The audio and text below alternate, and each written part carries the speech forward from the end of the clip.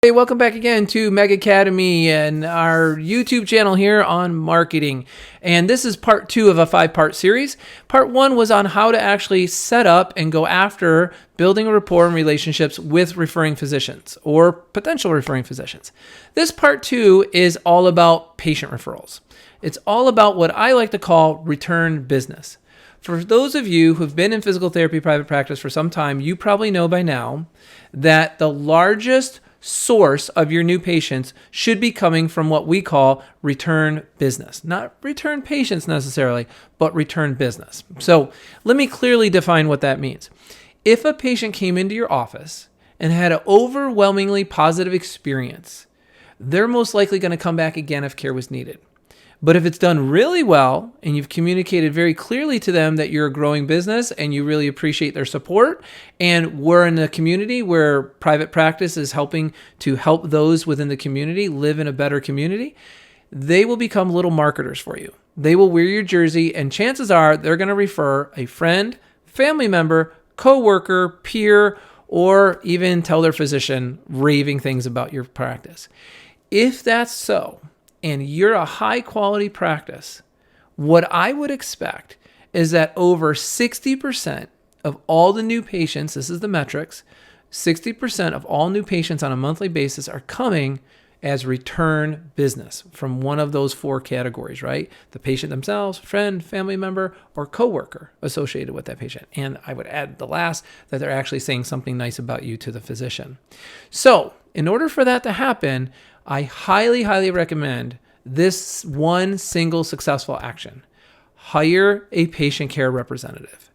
Train them as a patient care representative, and then cross-train them as a front desk coordinator and or a physical therapy tech. When you have somebody who's dual-hatted or tri-hatted, if you will, this person is all about being that client liaison, that patient liaison to your practice. They're all about smoothing over any disappointments or disagreements. They're all about enhancing the patient care experience. They're all about coaching the clinician as to what to do and say at the end of the plan of care when we get close to discharge, and how to actually ask the patient if they would be willing to come back again, and do the discharge survey and do a net promoter score, and really just coaching that rapport at the front desk with the other aides and techs, with the therapist as well. They're also going to have a significant play in the billing team. And whether you're outsourcing billing, I mean, we have a very big billing company. We separate ourselves into teams, and we give this one-on-one individualized hometown service to all of our private practice owners, regardless of what EMR system you have. And our team is well coached and well versed on how to communicate effectively to your patients. So there's no upsets, there's no issues, because we're dealing with money. And as you know, people get a little emotional about green paper with dead presidents on it, right? So we have to be very good at easing that over and making sure that people are paying their bills and that they feel justified in doing so. So there's a lot of that person-to-person communication coaching that goes on inside our 4 walls. You have to make sure it's going on inside your 4 walls. If you want to step it up one level beyond that and do that internal marketing and enhance your greatest referral source, your absolute greatest referral source being your patients, then let's introduce some gamification.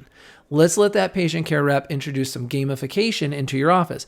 There's just about a holiday every single month of the calendar year. There's only 2 months where there's not a registered holiday. So you can make something up. Those are your wild card holidays, right? You do whatever you want with those. But if you have a patient care rep who's engaging the patients into the games that are going on in the office that month and winning prizes, it's fun. It's like you're not this white sterile clinic, this government, white coat kind of thing. You're really the Cheers of physical therapy, if you remember that show. If you guys are old enough from the 80s or 90s, I don't even remember. But if you know what I'm talking about, it just makes it like a joy and a pleasure to go to physical therapy. Not only am I building a relationship with my therapist, but I'm building a relationship with the people there, and it really does help me. And they're helping me get well. So, of course, there's a degree of trust already there. So, by all means, keep your eye on the ball of where the majority of your patients should be coming from, and that's return business. Enhance that patient care experience from start to finish. Throw in some gamification, maybe even some holiday parties, things of that nature. Fun Fridays. I mean, the list goes on. So look, if you want more ideas on how to enhance your company culture so that not only is your staff winning, but your patients are winning, and that word gets out to the community that you're the different clinic on the block, that you're the one that if you get a chance to get in there, you're going to be very, very lucky, then by all means, reach out to us here at Meg Academy at www.megbusiness.com. We'll have links below. Hit that like button, smash it, help our algorithm. I'm here to help you. And I'm going to share with you one other key consideration. I was just speaking with a startup owner this week because we do, 14 to 16 startups a year. And we've never had a startup fail. So this is a real big pride point for us. We're very proud of that. Never had a startup fail. This person was looking to go into private practice, and he said to me something that no one's ever said to me before. He said, I was told I shouldn't consider putting a letter of intent together, a LOI on a lease, or starting my practice unless I already have 5 referral sources in my back pocket. I was like, absolutely not. I don't know who told you that. I don't know who gave you that data.